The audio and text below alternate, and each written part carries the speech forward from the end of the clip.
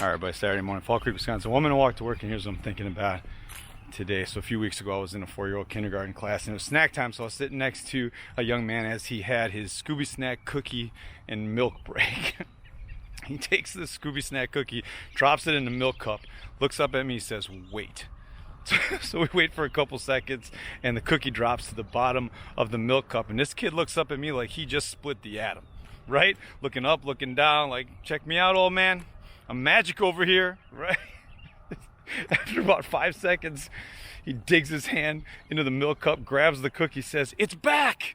And he eats the whole thing. He was so proud, and I was smiling, and I walked out of the classroom, and I thought, when does that end, right? When does it become harder to be proud of the things that we do? Because it happens with adults in schools all the time.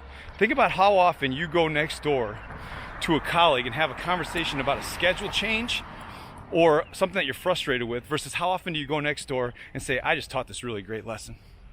We don't do it. I had a text message from a teacher this week telling me about something incredible that happened in his class, but he didn't want to say anything because he didn't want to bum his colleagues out. Well, the thing that happened in his class could have happened in the class next door.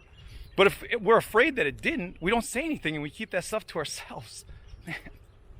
So leadership challenge for next week is simply this: changing the way that people talk about us starts with changing the way that we talk about us. If you don't feel comfortable talking about the great things that you're doing yet, right?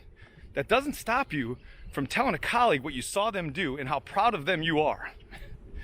Gossip can be positive too, people. Just got to take care of each other. All right, people, that's all I got.